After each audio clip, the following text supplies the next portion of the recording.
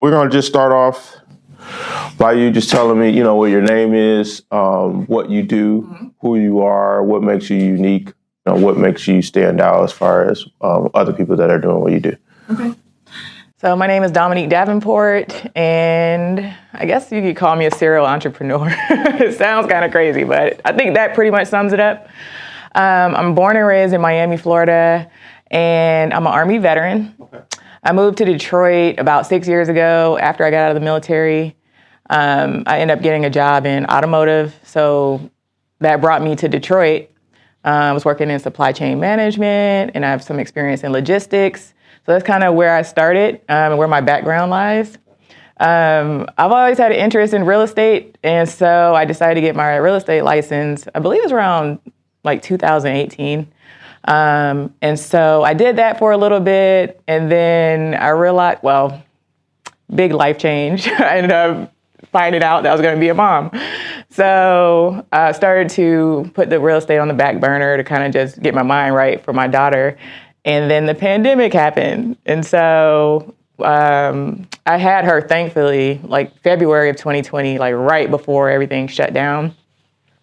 And that was just like the greatest experience. And I think that's really what has changed me and made me even more so who I am today, and just built my confidence. Like, I don't know, something about motherhood just changes you. And so all of my why and like what I'm doing and how I'm doing it, it all goes back to like my daughter Tegan, my family, my husband, just trying to build a legacy for us all. I think that's all we're all trying to strive to do, really. So I had Tegan, and then a month after that, I was on maternity leave, and I think we were all trying to find a hustle or passion, or just really take that time to think about what it is we actually want to do in life. And is it the 9-to-5 grind, or is it something else? And so I decided to open an event space. I was scrolling on Instagram. I saw a guy, he mentors and teaches you how to open an event space. And I thought his, pitch, he did his, they do the sales pitch. And I'm like, that sounds like something I would want to do. And I want to build a space primarily for women, a safe space, for small business owners. And so that's when Simply Social was born. So actually our third birthday will be April 16th. So that time between 2020 to now has gone by so fast, and I've learned so much as a businesswoman. And so, yeah, we opened this space and we grew our following on social media. And most of that was because we were all on lockdown. Of course, we were all on social media a lot. So I really tried to take that opportunity to be online more and have people follow our journey. They came, as I was looking at spaces, they saw the whole journey from A to Z, for us opening this business. And so even till now, if somebody come visit at open house, they're like, I remember when you first started. And that's awesome to hear that, because through me sharing my own story, hopefully that maybe inspired someone else to follow their dream as well. So fast forward, we have the space. It's an industrial chic. That's how we classify industrial chic event space. We do a lot of private events, small weddings, birthdays, baby and bridal showers. We've been featured in movies and music videos, so we're super excited about getting that exposure. And then a little bit after that, through me, I think it started with me buying this pillow, actually. I saw Detroit's Futurist Female online. It's kind of ratted now, but and I was like, oh my God, that speaks to me. That's what I'm about. And like, I want to be a part of that. So I will always, like, strategically, I would tag their stuff in our Simply Social, like, branding. Okay. And then I started to build a rapport with the original creator of Detroit's Futurist Female. And we would like each other's stuff, comment here and there. And then she came to me last year and she was like, hey, I would like to sell my business. Like, would you be interested? And I was like, yeah. So I bought the business from her. I acquired it from her. And basically now I'm trying to carry this torch and vision forward for Detroit's Futurist Female and what that means to me and for everyone else. It might be different, but today, for example, we have our pop-up shop, and this is our first one of 2023. So I'm super excited about that. And through Detroit's Futurist Female, I'm hoping that we can be able to connect with other women entrepreneurs. Even though it's female, it really is unisex. It's really all about diversity, inclusion for everyone, not just women, but that's just our main demographic. And and a lot of our apparel is unisex, we try to be eco-friendly and be cognizant of that. So I'm super excited about it, and that's where we are right now. And we've had some opportunity in the last few weeks to work with some major organizations. Last week we spoke on a panel for the Detroit Red Wings, so we're super excited about that. They had their Women's History Night. And then the week before that, we were working with United Way of Southeastern Michigan, and we were able to participate in that event. So I'm hoping that we can do more of those things and connect with more local organizations and nonprofits that align with our mission of diversity and inclusion. So this pop-up shop, is this your main location? Do you have other locations? Are you in stores? Or if you are in any stores, you want to list them or kind of name them? Or? So we have Simply Social Hamtramck. We were in the process of opening our Detroit location on East Jefferson, but some things happened and that project did not complete, but we are looking to expand into a larger location and venue for Simply Social. We do have a photo and creative studio in Hamtramck. It's called Kniff House. So that's a separate brand, like 2 minutes from here, and entrepreneurs can rent that space hourly to create. And we're also in a boutique store called By Popular Demand Collective. I'll actually be on there later today. They're having their 1-year anniversary. And so we have some select products in their store as well. Okay, awesome. So you gave me a lot of backstory. I want to kind of go back a little bit. So you mentioned that you were in real estate. Yes. Are you currently still doing real estate? Is this part of like a project from your real estate ventures? Kind of talk about, your real estate history a little bit. So when I got into real estate, I think around 2018, I was mostly doing residential. But I found that I really kind of lean more towards, I like the commercial side of it. I like to find unique spaces, and that's what kind of spun me into event space also. I like to take unique spaces that look like completely like, what is this space? And turn it into, wow, look at this space. Like I would have never thought this was in here.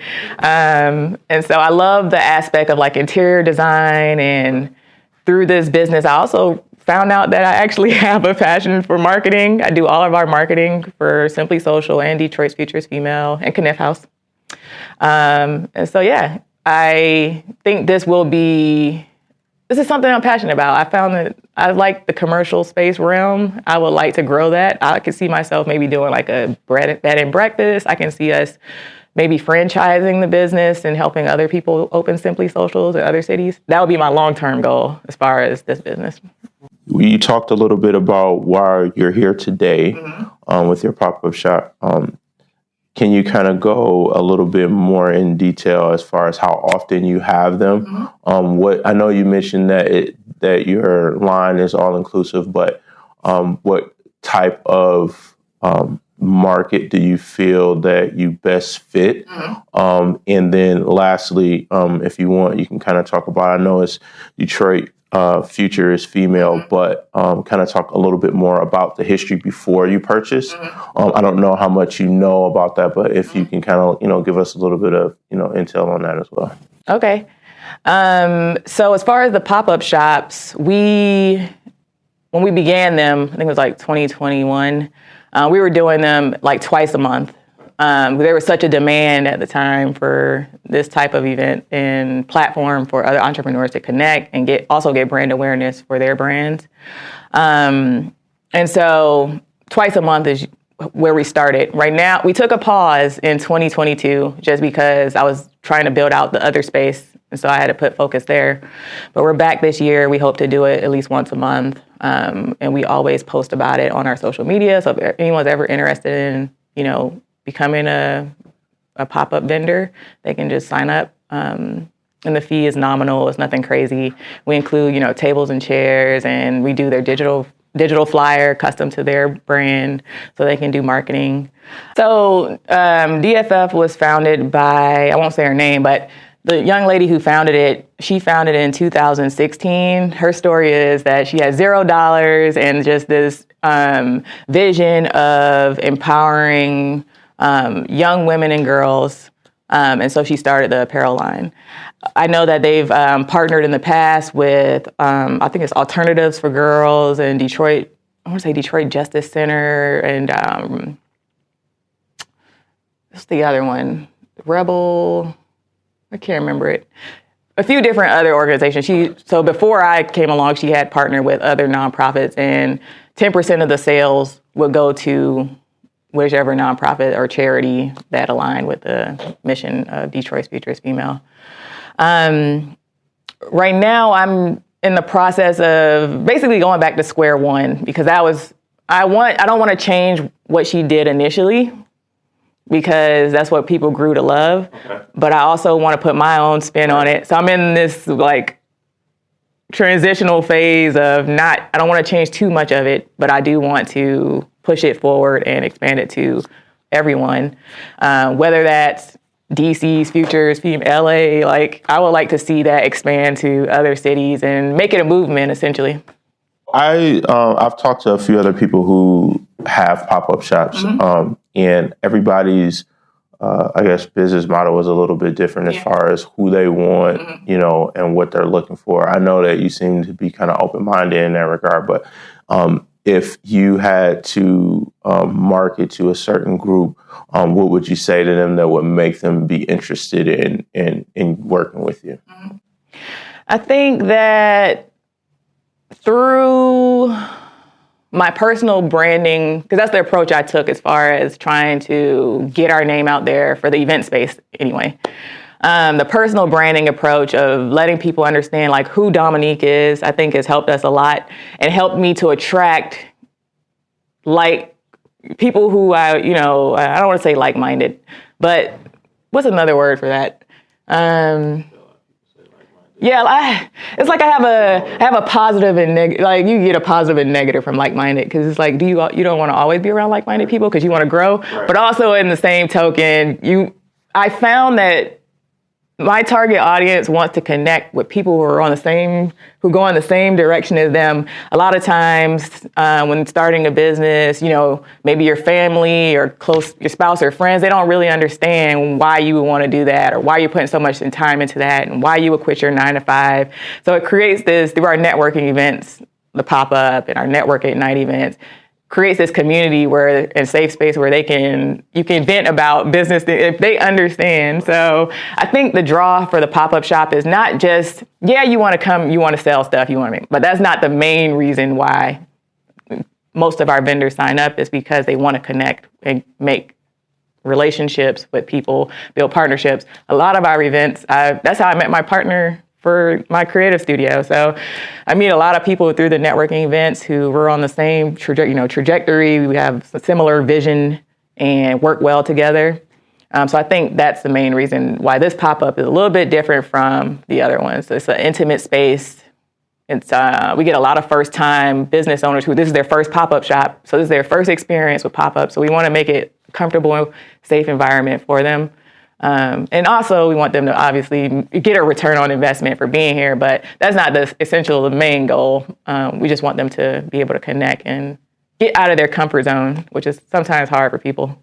As far as what's next and what's for the future, honestly, I'm still trying to figure that out. I think that with each day, as I start to connect with more people in the community, and by doing these events and just getting out and talking to people about, hey, what do you do and what do you do? That's helping me to get closer to what I want this to look like as far as our future vision. I think at the core of it, I don't know, I kind of got this thing in my head of like just grit and like determination. And I think those themes follow us through life. And I kind of want to maybe center our marketing and branding around the grit, determination, resilience. I think those things are central to not only entrepreneurship, but most of our lives and what we have to overcome. So maybe telling more stories of women whether that's in Detroit or wherever, probably most likely it'll be Detroit first. Just meeting with different women in Detroit, talking about their leadership and how they're driving Detroit forward, working with more young women, maybe mentoring. I would like to I would like to create a nonprofit arm, because we're not a nonprofit yet, but I would like to have a nonprofit arm, incorporate the event space into that,